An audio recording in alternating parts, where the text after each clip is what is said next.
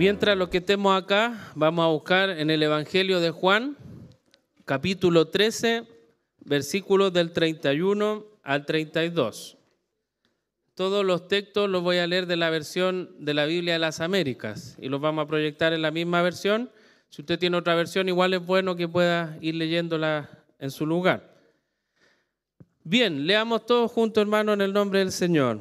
Dice: entonces, cuando salió Jesús, dijo: ahora he glorificado el Hijo del Hombre y Dios es glorificado en él.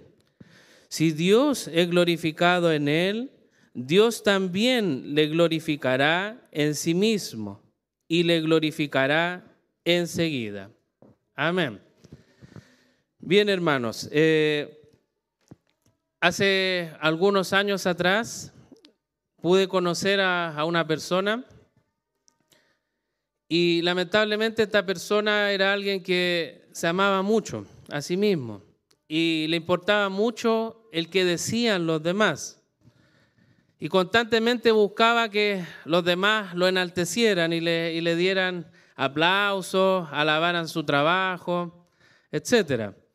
Y él trabajaba con un joven, y ese joven era muy hábil en los aspectos técnicos.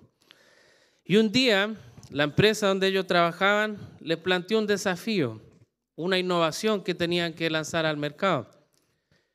Y ellos dos se pusieron a trabajar y después finalmente este joven, que era muy hábil, logró desarrollar ese producto nuevo. Y no solo ese producto nuevo, sino que logró hacer otros productos más. Y llegó la hora donde los dueños de la empresa llegaron para evaluar y ver esa innovación. Y el jefe de este joven, que era la persona que yo conocí, fue a la reunión y mostró ese trabajo orgulloso. El problema fue que él dijo: yo lo hice. Este desarrollo lo hice yo. Y el desarrollo fue muy bueno. Y lo aplaudieron, lo subieron de cargo. Y él estaba muy orgulloso del trabajo que supuestamente él había hecho. El joven que había hecho el trabajo nunca se enteró que había ocurrido esta reunión, que había sido aprobado su producto y que incluso a su jefe lo habían ascendido por su proyecto. Él siguió trabajando humildemente como lo hace hasta el día de hoy, pero esta otra persona buscó su gloria. Lamentablemente, amados hermanos, muchos de nosotros somos como esa persona, que no nos interesa qué pase con los demás, sino que solo nos interesa nosotros. Nuestro foco somos el yo y buscamos nuestra gloria y buscamos que todo el mundo gire en torno a nuestros actos. Así somos cada uno de nosotros. A veces, cuando yo pensaba en esta historia, decía: qué terrible cómo actuó esta persona. Y después me miré en el espejo y dije lo mismo: qué terrible cómo actúa esta persona. Que el Señor nos ayude, hermano, a ver esto. ¿Por qué les cuento esta historia? Es porque en el día de hoy vamos a hablar de la verdadera gloria. No de la gloria que nosotros nos damos, sino la gloria de Dios. Una gloria que es santa y que es verdadera. Y que en este texto vemos que el Padre le da esta gloria al Hijo y el Hijo le da esta gloria al Padre. Para poder abordar esta prédica vamos a ver dos puntos. El primero va a ser versículo 31 y 32 y le vamos a llamar la gloria de Dios por medio del sacrificio de Cristo. Aquí vamos a ver en detalle la explicación de estos dos versículos. Y el segundo punto va a ser la gloria de Dios a lo largo de las Escrituras. Y ahí vamos a ver en toda la Escritura, de una manera muy breve obviamente, de cómo Cristo se le da la gloria desde el principio hasta el final. Por lo tanto, esta predicación se llamará la gloria venidera de Cristo. Volvamos entonces a los versículos 31 y 32. Decía: entonces cuando salió, Jesús dijo: ahora es glorificado el Hijo del Hombre y Dios es glorificado en él. Si Dios es glorificado en él, Dios también le glorificará en sí mismo y le glorificará enseguida.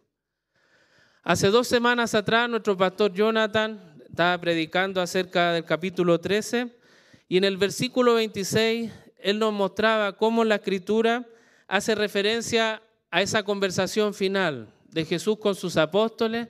Y el texto dice en el versículo 26, entonces Jesús respondió, es aquel a quien yo daré el bocado que voy a mojar. Y después de mojar el bocado, lo tomó y se lo dio a Judas, hijo de Simón Iscariote. Después nuestro pastor siguió hasta el versículo 30, donde decía, y Judas, después de recibir el bocado, salió inmediatamente y ya era de noche. Yo retomo desde ahí la predicación y el texto parte diciendo entonces cuando salió. Yo lo leí mal al principio, cuando salió Jesús. Hay una coma ahí. Entonces cuando salió se está refiriendo a Judas. Una vez que Judas abandonó el lugar donde estaba Cristo con sus apóstoles, ahí Jesús viene y les dice esto a los apóstoles. Ahora es glorificado el Hijo del Hombre y Dios es glorificado en él. Acá comenzamos, hermanos, una parte más íntima, donde Jesús está con sus verdaderos discípulos. Judas, que compartió mucho tiempo con ellos, ya los había abandonado. Él fue a hacer el propósito que él tenía en su mente. Y Cristo ya estaba solo con sus discípulos. Y en ese contexto él viene y les habla y les cuenta esto que va a venir. Pero yo me pregunto si Jesús estuvo viviendo esos momentos tan tensos, tan difíciles con Judas que lo iba a traicionar, ¿por qué él está gozoso de lo que va a venir? ¿Por qué Jesús anhela tanto ese momento que viene, donde Judas lo traiciona y lo van a matar y lo van a crucificar? ¿Por qué el Señor está gozoso y les cuenta esto? A lo mejor él podría haberle planteado, estoy angustiado, pero él les dice, voy a ser glorificado. ¿Por qué él tiene ese foco puntualmente en esto? Jesús, cuando se encarnó y vino a este mundo, él no tenía la gloria de Dios. Cuando él estaba en la gloria con el Padre, él tenía toda la gloria de Dios porque él era Dios y él es Dios ahora.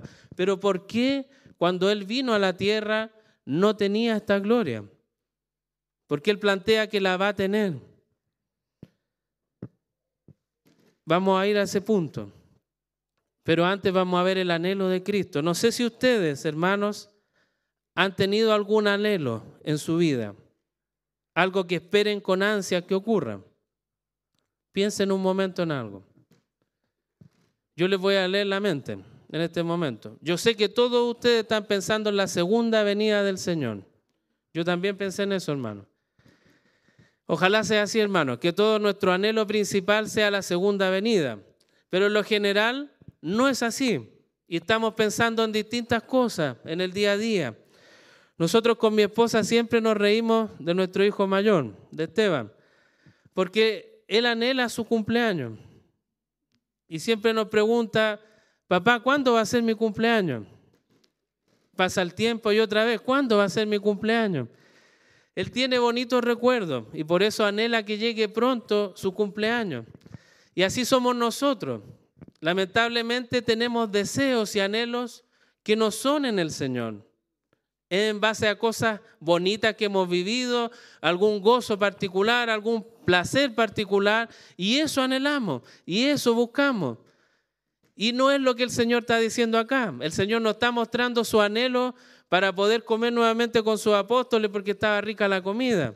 No era el anhelo de poder compartir en un ambiente fuera de la iglesia lo que lo motivaba a seguir adelante. No era eso lo que movía a Cristo. Cristo estaba buscando algo más allá. Él anhelaba más allá de lo que nosotros anhelamos en el día a día. Quiero que pongamos atención en el versículo 31. Ese versículo en nuestras Biblias está escrito en presente. En el texto original está escrito en pasado. Una traducción sería la siguiente: ahora el Hijo del Hombre fue glorificado y Dios fue glorificado en él. La pregunta es, ¿por qué Jesús está hablando de un evento en pasado, de que Él va a ser glorificado, que el Padre va a ser glorificado, fue glorificado, pero si todavía esto no ocurría? ¿Por qué Jesús le estaba dando esa intención de decir esto ya ocurrió? Yo ya fui glorificado, mi Padre ya fue glorificado. Y los apóstoles no entendían. ¿Qué está hablando? Eso era una forma común que se ocupaba antes cuando se decían profecías. Los profetas, como eran inspirados por Dios, lo que ellos decían se iba a cumplir. No era 99% de certeza, 80, 50, era 100% seguro que lo que Dios le dijo al profeta se iba a cumplir. Y lo que Cristo está diciendo acá es algo que 100% iba a ser cumplido. Por lo tanto, ya se considera que fue hecho, porque es una garantía que va a ser de esa forma. Por eso nuestras traducciones, para no enredarnos con estarán pasados, estarán presentes, lo plantean como algo que ya es. Pero nosotros sabemos que era algo que iba a venir. Pero Cristo da la certeza que eso ya es seguro. Él ya fue glorificado y el Padre ya fue glorificado también. Pero nosotros vemos más allá de la gloria del Señor. Nosotros siempre tuvimos hace poco la oportunidad de ver muchas películas de Semana Santa y vemos cómo se ve esta etapa final, donde Cristo está sufriendo, donde los apóstoles están con Él, después lo abandonan y empezamos a ver mucho sufrimiento. La prédica, la anterior que hizo nuestro pastor de este texto, era el día más oscuro. ¿Por qué todo eso tan feo Dios lo mira como algo de gloria? Eso es lo que vamos a ver. En la Escritura nos muestra, no sé si todos recuerdan la historia de José, el hijo de Jacob. José, podemos discutir, fue un hijo mimado, vivió muchas cosas, pero lo esencial era que sus hermanos quisieron matarlo y al final lo vendieron. Lo vendieron como un esclavo, le dijeron a su padre, tu hijo ha muerto. Su padre sufrió la muerte de su hijo y todo lo que vino con José más adelante fue difícil para él. Si nosotros nos pusiéramos los pantalones de lo que estaba viviendo José, tendríamos muchos nombres que se dan hoy día, depresión, angustia y muchas otras cosas. José vivió cosas difíciles. Y él debe haber cuestionado a lo mejor muchas cosas. Pero lo que él no sabía era que Jesús estaba mirando más allá del sufrimiento instantáneo. Porque Jesús sabía que ese mismo José que estaba sufriendo y que iba a ir incluso a la cárcel, iba a ser el que iba a salvar a miles de personas que murieran de hambruna. Tuvo un lugar elevado en los egipcios. Pero él no veía eso cuando estaba sufriendo. Pero Dios sí. Porque Dios dentro de incluso de nuestros peores momentos, Él está mirando lo que va a venir. Y nosotros no lo vemos y nos angustiamos.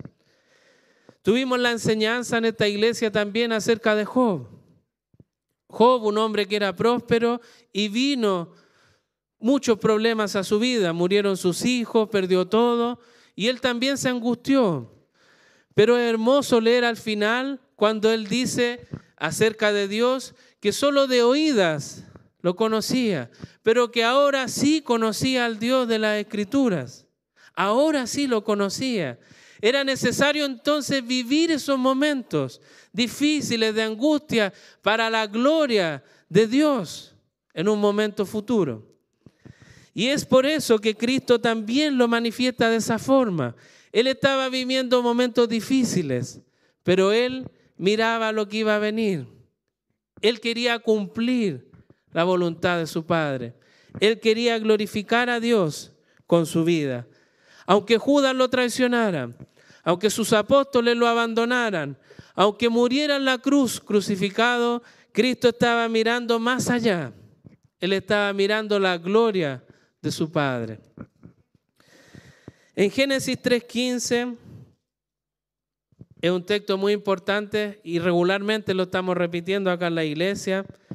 Dice, y pondré enemistad entre ti y la mujer, y entre tu simiente y su simiente. Él te herirá en la cabeza y tú le herirás en el calcañar. Este fue el peor momento al comienzo de la historia cuando el hombre pecó. Y esta sentencia que acabo de leer es la sentencia que Dios le da al diablo. Y le dice que va a venir una simiente de la mujer y le va a aplastar la cabeza. Pero él le va a morder el calcañar al hijo de la simiente. ¿Por qué les leo este texto? Porque Jesús tenía esto en mente. En estos momentos él sabía que iba a ir a la cruz donde el diablo le iba a morder el calcañar. Pero él iba a aplastar la cabeza del diablo para eliminarlo de una vez para siempre, con el mal y el pecado y la muerte. Eso tenía Jesús en mente. Pero el diablo no sabía eso. Él pensaba que iba a eliminar a la simiente de la mujer. Por eso siempre trató de matar a Jesús desde que nació. Y ahora el diablo estaba viendo que se iba cumpliendo todos sus propósitos. Judas lo traicionó, lo van a llevar acá, lo van a matar y no va a poder cumplir las promesas de Dios. Pero Cristo sabía que con todo eso, aunque el diablo pensara que se terminaba la historia, Cristo sabía que estaba cumpliendo la voluntad del Padre. Y con eso, Él iba a glorificar a Dios. Y Dios lo iba a glorificar a Él. El versículo 32 de este capítulo de Juan dice, si Dios es glorificado en Él, Dios también le glorificará en sí mismo y le glorificará enseguida. En lo que estamos viendo acá hay un condicional. Cuando ustedes dicen, si hoy día me acuesto temprano, entonces mañana despertaré más descansado. Si hoy día hace calor, entonces no me moriré de frío. Si hoy día hace frío, tendré entonces que abrigarme. Cuando hablamos de un condicional, preguntamos un sí y va a venir un entonces. Y este texto dice así, si Dios es glorificado en Él, y aquí viene el entonces, Dios también le glorificará en sí mismo y le glorificará enseguida. Esto, hermano, yo cuando lo empecé a leer, dije, esto parece un trabalengua, está difícil tratar de entender las separaciones a que apunta el Señor acá.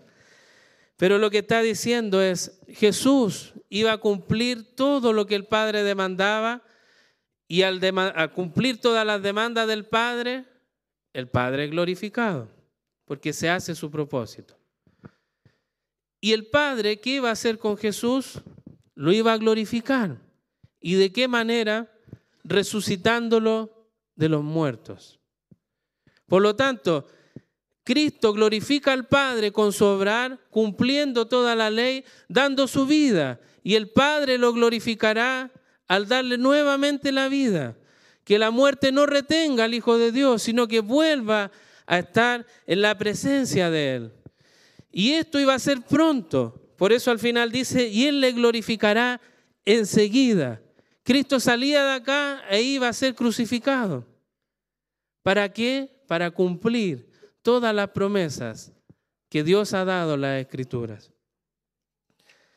Si leemos juntos nuevamente estos dos versículos, yo creo que todavía nos va a costar, hermano, entender el trasfondo. Por eso vamos a pasar al segundo punto, donde vamos a tratar de ver por qué las Escrituras siempre mostraron este camino, la gloria de Dios a lo largo de las Escrituras.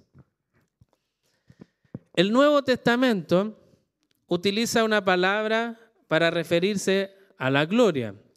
Y esa palabra es doxa, que a lo mejor ustedes la han leído en los subtítulos cuando dice doxología de Pablo a alguna iglesia.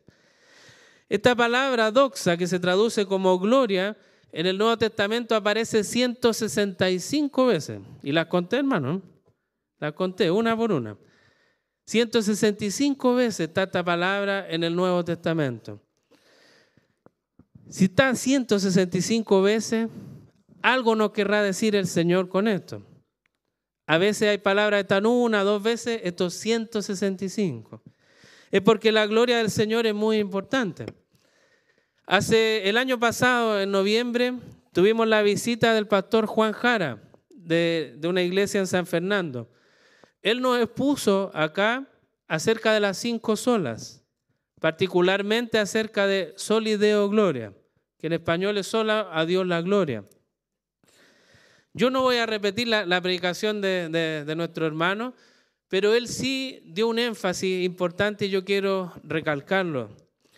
Él habló acerca del significado de la palabra en hebreo, que se dice kabod y que en español es gloria. Pero él decía que literalmente kabod se refiere al peso. Y ahí yo en ese momento estaba ahí, ¿qué tiene que ver el peso con la gloria? Antiguamente no existían las monedas que nosotros tenemos hoy.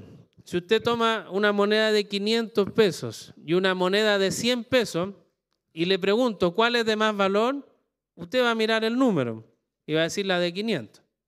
Es fácil el ejercicio.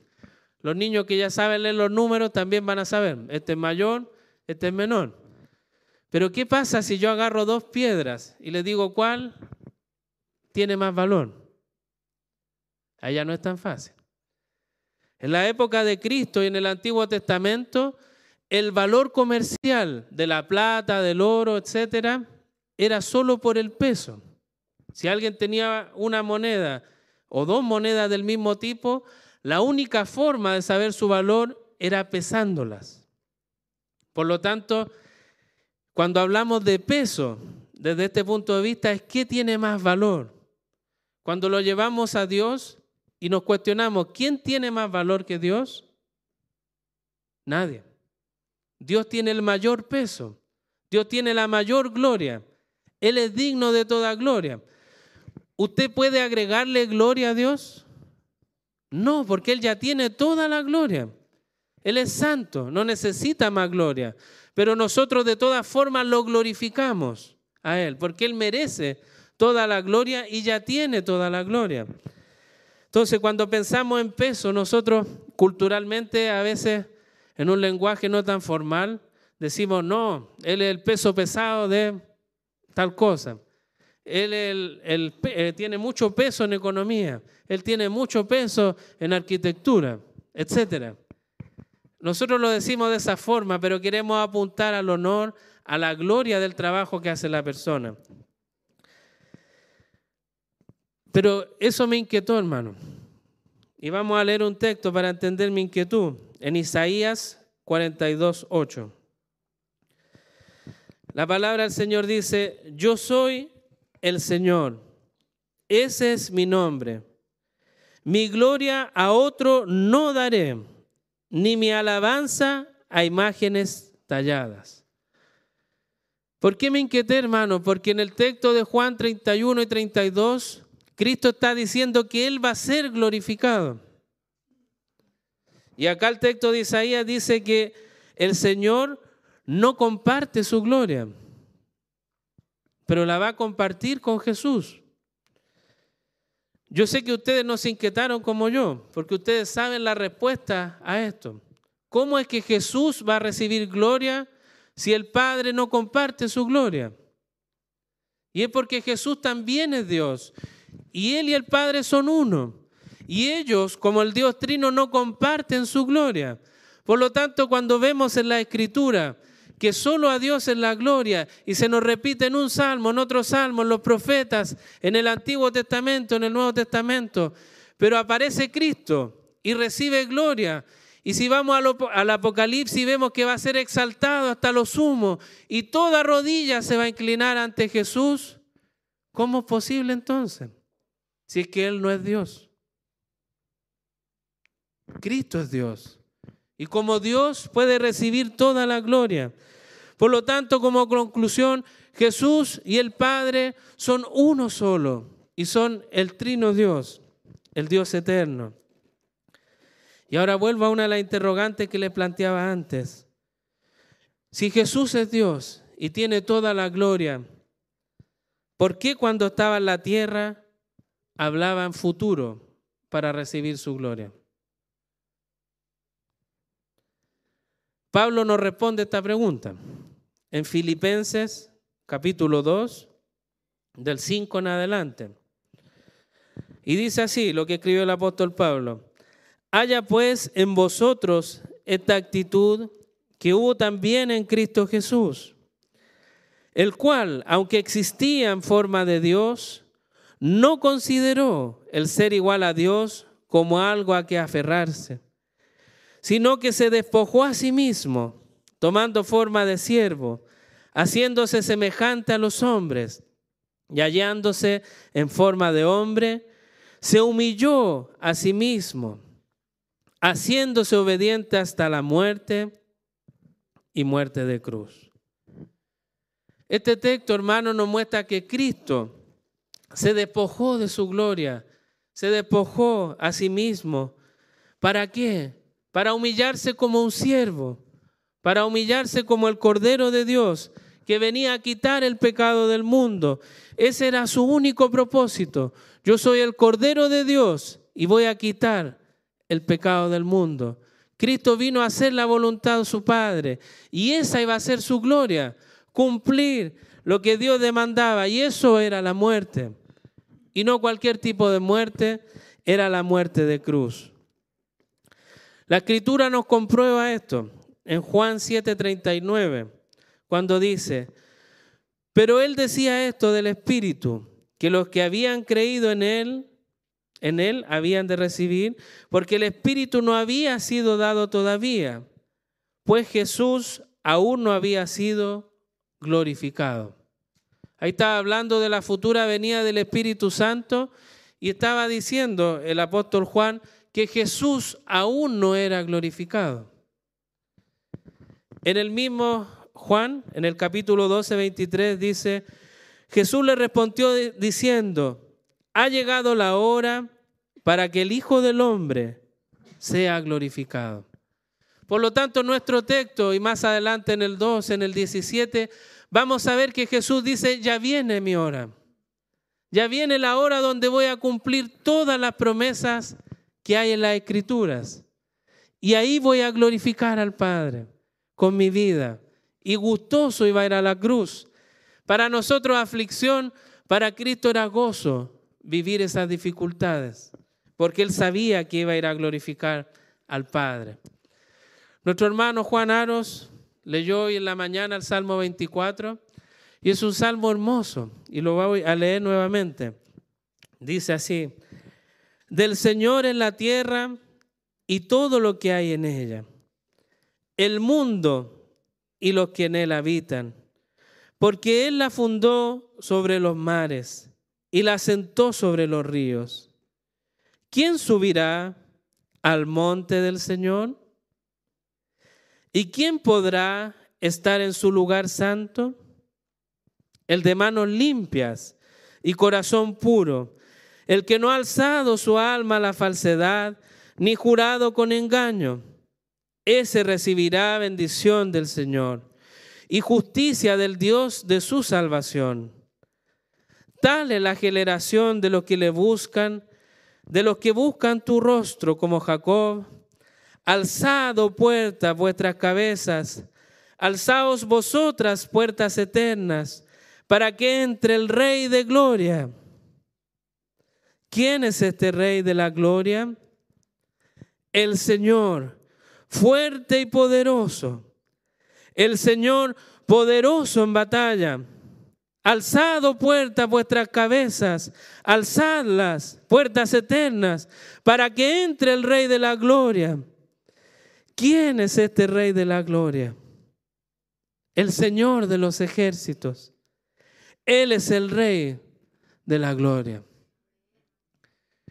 Cuando vemos esto, hermano, nuestro ego se tiene que ir al piso. Porque ahí dice, ¿quién va a poder entrar a este lugar?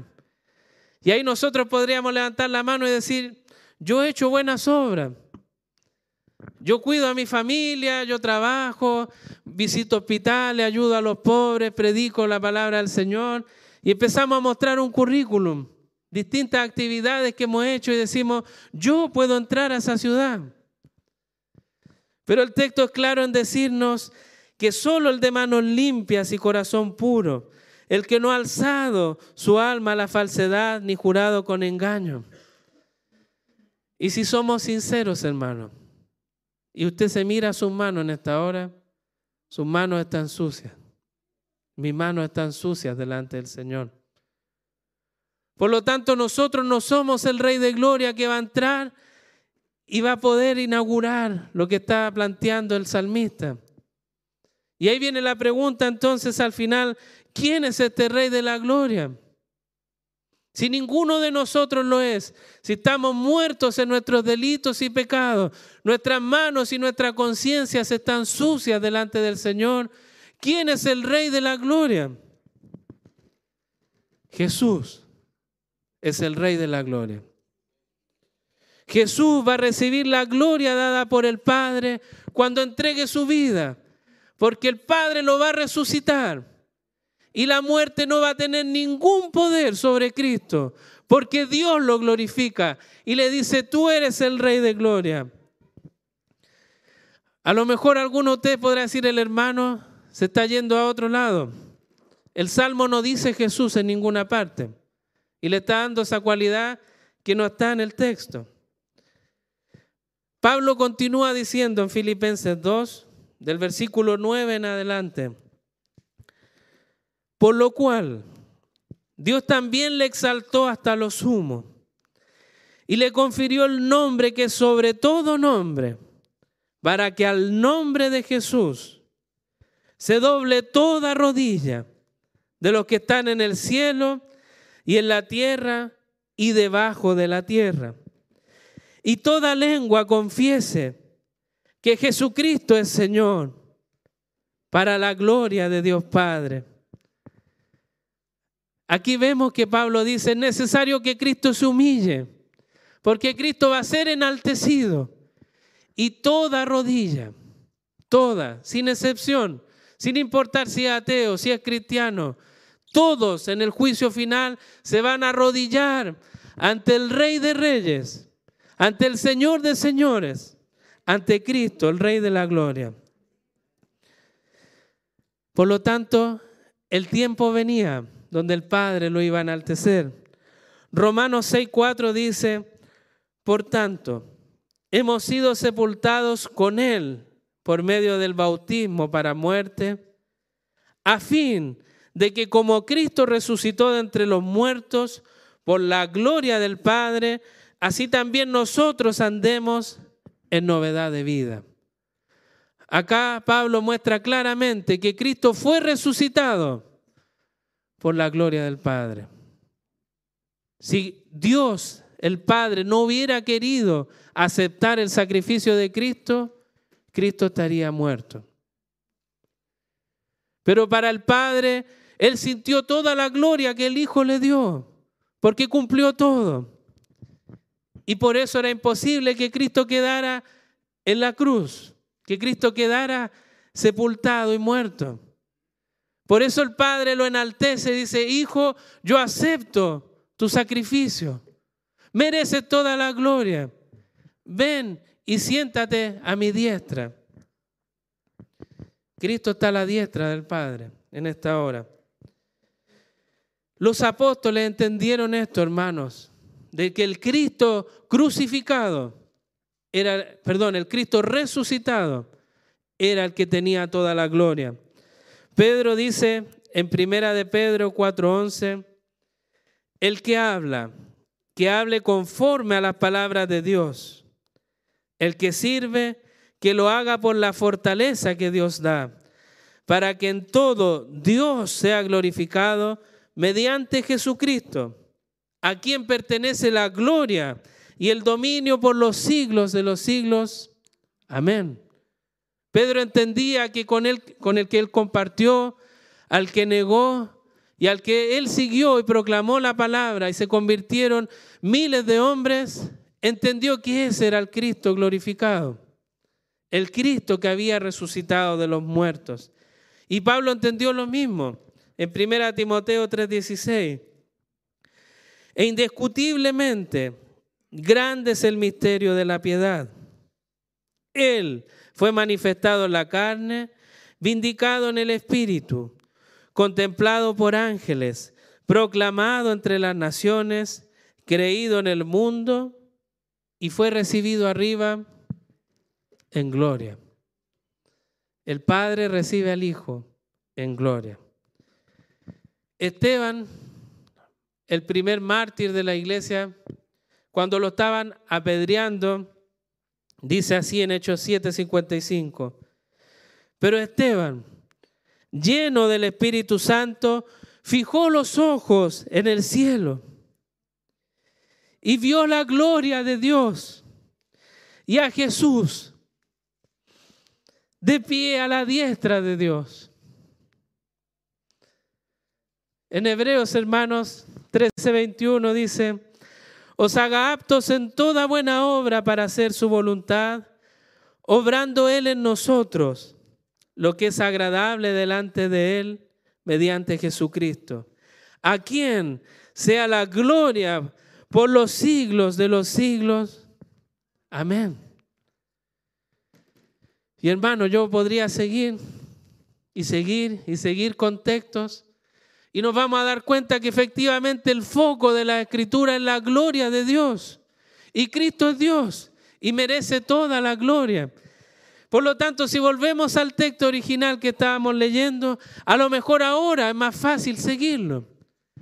Juan 13:31 y 32. Entonces, cuando salió, Jesús dijo: ahora he glorificado el Hijo del Hombre, y Dios es glorificado en Él. Si Dios es glorificado en Él, Dios también le glorificará en sí mismo y le glorificará enseguida. El Padre vio la obediencia del Hijo. Y el Hijo le dijo a los apóstoles: a ustedes les conviene que yo me vaya. En Juan 16:14, Cristo les dijo, refiriéndose al Espíritu Santo: Él me glorificará, porque tomará de lo mío y os lo hará saber. Hoy en día, hermanos, el Espíritu Santo glorifica a Cristo también en medio de su iglesia. Cada uno de ustedes glorifica a Cristo por medio del Espíritu Santo, porque el Espíritu Santo es el que le da testimonio a ustedes, no de que anden bailando, no de que anden saltando y tengan convulsiones. El Espíritu Santo vino para darles testimonio de Cristo y Él es el que le está hablando en su corazón. El Espíritu Santo da la gloria a Cristo porque viene a dar testimonio de Él. Pero nosotros escuchamos lo que el Espíritu Santo quiere hacer en nosotros. Yo creo que cada uno de nosotros se siente el dueño de su vida. Y usted hace los planes que usted quiere. Yo voy a hacer esto otro. Pero la pregunta es, ¿usted está pensando que lo que va a hacer es para la gloria del Señor? Porque cuando miramos a Cristo, Él solo hacía la voluntad de su Padre. Todo lo que Cristo hizo en su vida era para la gloria de su Padre. Y lo que usted hace, hermano, ¿lo hace igual que Cristo? ¿Lo está haciendo para la gloria del Señor? Pablo dice en 1 Corintios 10:31, entonces, ya sea que comáis, que bebáis o que hagáis cualquiera otra cosa, hacedlo todo para la gloria de Dios. A veces cuando hablamos la gloria de Dios pensamos en cosas muy grandes y Pablo acá lo está aterrizando. ya sea que comáis. ¿Cuántos de ustedes comen, hermano? Algunos comemos más que otros. Pero acá el texto nos dice, incluso las comidas, lo que ingresemos a nuestra boca, debe ser para la gloria del Señor. Cuando oremos por nuestros alimentos, es para la gloria del Señor. Lo que vamos a hacer es para Él. Cuando bebáis, ahí todo, incluso una gota de agua, hermano, que estemos bebiendo, ¿para qué es? ¿Es porque necesito tomar agua? ¿Es porque hace mucho calor? Ese vaso que usted toma, esa botella de agua, es para la gloria del Señor. Esos ejemplos tan simples que Pablo nos está mostrando nos llevan a pensar todo, absolutamente todo lo que hagamos es para la gloria del Señor. No hay nada que podamos buscar en la vida de Cristo que digamos, no, aquí Cristo no estaba pensando cumplir la voluntad del Padre.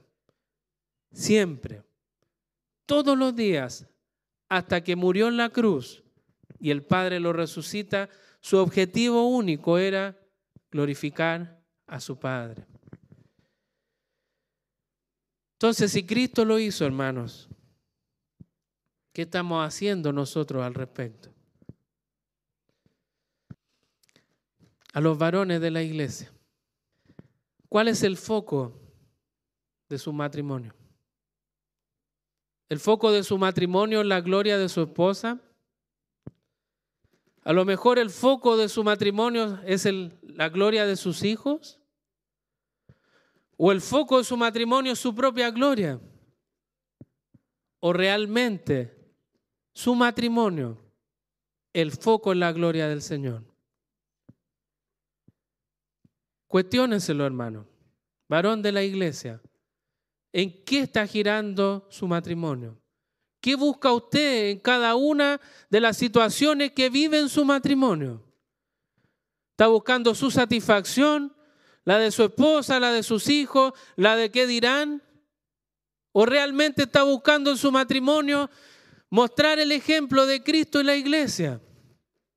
Porque eso es lo que Cristo quiere de nosotros. Si usted dice, yo quiero que mi matrimonio sea para la gloria de Dios, entonces que sea como Cristo en la iglesia.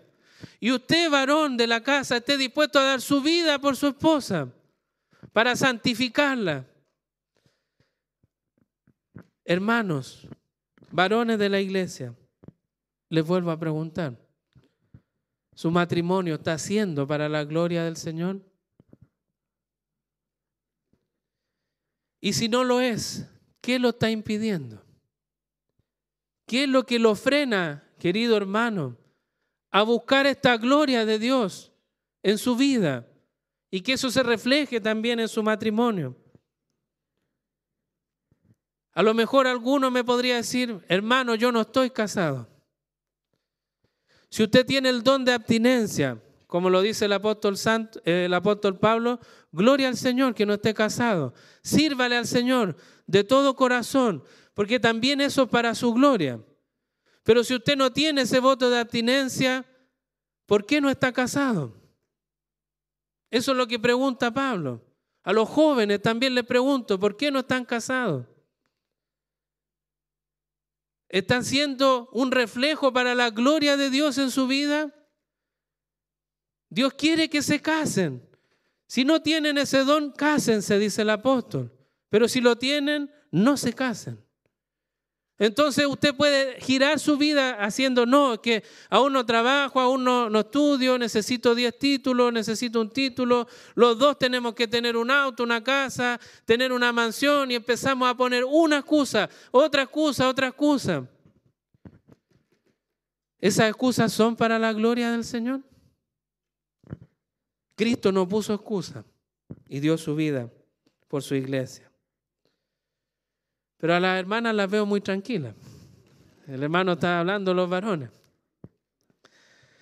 Amadas hermanas. Amén, dicen algunos. ¿Cuál es el foco, hermanas, de su matrimonio? Ya se lo pregunté a los varones, pero se los voy a repetir a ustedes. ¿Cuál es el foco? ¿Será que buscan la gloria de su esposo y que su esposo esté contento y que él me vea como la mejor esposa? ¿O no, quiero tener unos hijos ejemplares y voy a dedicar mi vida para que mis hijos sean los mejores portados y etcétera? ¿O no, yo quiero verme como la mejor esposa y que todas vean y digan, oh, yo quiero ser como la hermana? ¿Eso glorifica al Señor? ¿Cuál es el foco de su matrimonio? ¿La gloria del Señor o todos estos ídolos que pueden aparecer? Ojo que yo no estoy diciendo que no hay que amar, que no hay que criar bien a los hijos, porque eso es la gloria del Señor también. Pero si lo miramos a Él, si buscamos lo que Él dice y como Él quiere, pero si es como yo quiero y como yo digo, ahí ya no está el Señor. Ya no lo glorificamos a Él. Y hermana, si tú no estás casada, ¿por qué no estás casada? ¿Tienes el don y estás sirviendo al Señor con tu vida? ¿O también te estás poniendo excusa? No, que estoy esperando que mi novio tenga su título, que mi novio compre una casa. Yo quiero desarrollarme como mujer, quiero empoderarme, quiero lograr conquistar el mundo con mi ejemplo como mujer, etcétera. ¿Qué es lo que las motiva a no estar casadas? Y por otro lado, ¿qué es lo que la palabra nos dice respecto al matrimonio? Que el Señor las ayude, queridas hermanas, a ser un testimonio vivo de la iglesia de Dios, que aunque tiene pecado, su esposo está dispuesto a dar su vida para santificarla. Debemos buscar esa santidad en el Señor. Ahora le hablo a todos juntos. ¿Cómo está nuestro tiempo de compartir en familia? El Señor también nos demanda tiempos familiares para su gloria. ¿Cómo lo estamos haciendo? ¿Están apareciendo ídolos que nos dicen no, usted esté conmigo y después con su familia? Por ejemplo, nuestro trabajo podría ser un ídolo. Y nos levantamos a primera hora pensando en el trabajo, en las tareas pendientes, en que tengo una reunión, en que tengo 100 tareas al día de hoy. Y todo el día en el trabajo. Llega a la casa después de 12 horas de trabajo, algunos 13, incluso 14 horas de trabajo, y siguen pensando en el trabajo. Y le hablan a la esposa del trabajo, le hablan a los hijos del trabajo. Y la Escritura dice que de la abundancia del corazón habla la boca. En esa persona que vive de esa manera para su trabajo, ¿está la gloria del Señor manifestada en él?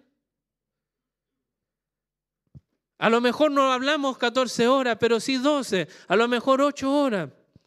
Distinto es que nuestro trabajo sea para la gloria del Señor y que todo el mundo en nuestro trabajo digan, miren, yo veo la gloria del Señor en él, veo a Cristo reflejado en su actuar.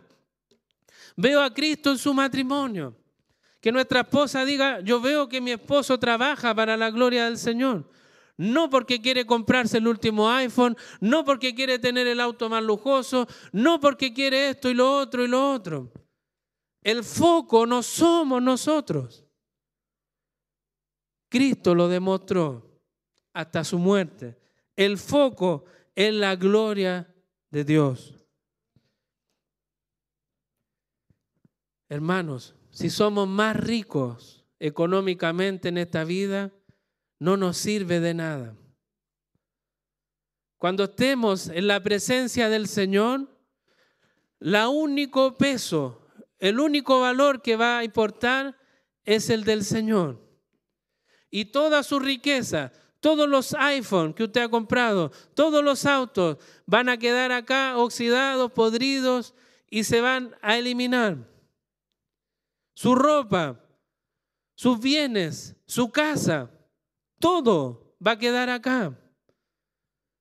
Por eso en la Escritura nos dice que hagamos tesoros que sirvan para vida eterna, no para esta tierra. Y puedo dar más ejemplos, hermano. Pero quiero que ustedes, hermanos, con el Señor, oren y le pidan al Espíritu Santo, ayúdame a glorificar a Cristo, de quien tú das testimonio. Ayúdame que mi vida sea para Él.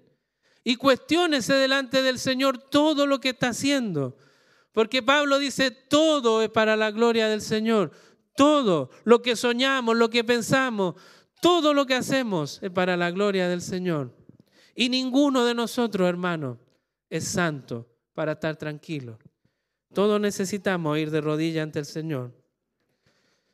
Alguno me podrá decir, hermano, ¿y yo podré contemplar esa gloria del Señor en algún momento? Veamos qué dice la palabra del Señor. Romanos 3:23. Por cuanto todos pecaron y no alcanzan la gloria de Dios.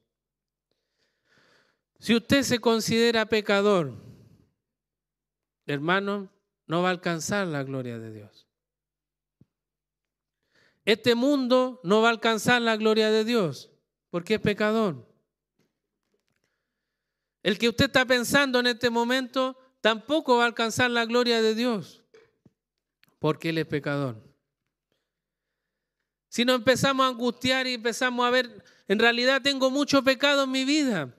¿Cómo voy a contemplar a Dios? ¿Cómo voy a deleitarme en Él? Si usted no tiene los ojos en lo que les voy a leer, no hay esperanza. No hay nada que hacer. Está muerto en sus delitos y pecados. Pero en Juan 3, del 14 al 16, lo leyó nuestro pastor la semana pasada también, dice así: y como Moisés levantó la serpiente en el desierto, así es necesario que sea levantado el Hijo del Hombre, para que todo aquel que cree tenga en él vida eterna. Porque de tal manera amó Dios al mundo, que dio a su Hijo unigénito, para que todo aquel que cree en él no se pierda, mas tenga vida eterna. Si tú estás angustiado por tu pecado en esta hora, cree en el Hijo de Dios, el que fue levantado en la cruz del madero y murió y fue resucitado y está a la diestra de Dios. Él murió por todos tus pecados, por todos, incluso por los pecados más vergonzosos que puedas creer que tiene en tu vida. Cristo ya pagó el precio por ellos. Si tú crees en Cristo, que Él murió por ti y te arrepientes, vas a ver la gloria del Señor. Ese texto de Romanos ya no va a aplicar en tu vida, porque Cristo pagó el precio por ti y te limpió de todo. Si te limpió de todo, ¿qué pecado queda en tu vida? Es todo. Por lo tanto, vamos a estar en la gloria del Señor. Acá tenemos una pequeña imagen en la iglesia de cómo alabar al Señor, con nuestra oración, con nuestros cantos. Pero hermanos, esto que hacemos no se compara a la gloria venidera. Vamos a compartir con el Padre, con el Hijo, con el Espíritu Santo, porque ellos hicieron un plan desde antes de la fundación del mundo, perfecto, para la gloria de Dios. Y ahí vamos a estar, amados hermanos. Y si sabemos de este regalo tan hermoso que el Señor nos ha dado, podemos glorificarlo también compartiéndolo con otros. En Isaías 66:19 dice: y pondré señal entre ellos y enviaré a sus sobrevivientes a las naciones, a Tarsis, a Fut, a Lud, a Mesec, a Ros, a Tubal y a Javán, a las costas remotas que no han oído de mi fama ni han visto mi gloria. Ellos anunciarán mi gloria entre las naciones. La gloria del Señor se puede ver y se puede anunciar. Y eso es lo que Cristo les dijo a sus apóstoles. El Cristo resucitado y glorificado les dijo en Mateo 28, 18 y 20. Y acercándose Jesús les habló diciendo: toda autoridad me ha sido dada en el cielo y en la tierra. Id pues y haced discípulos de todas las naciones, bautizándolos en el nombre del Padre y del Hijo y del Espíritu Santo, enseñándoles a guardar todo lo que os he mandado. Y he aquí, yo estoy con vosotros todos los días hasta el fin del mundo. Que el Señor nos inquiete, hermano, a estar a cuentas con Él, pero no solo estar a cuentas, sino de querer ir y proclamar esta verdad, este hermoso regalo que el Señor nos da. ¿Cómo vamos a ser tan egoístas de guardarlo en el bolsillo y no compartirlo con los que lo necesitan? En el texto habla de los pecadores, estamos llenos y rodeados de pecadores. Y nosotros mismos éramos uno de ellos.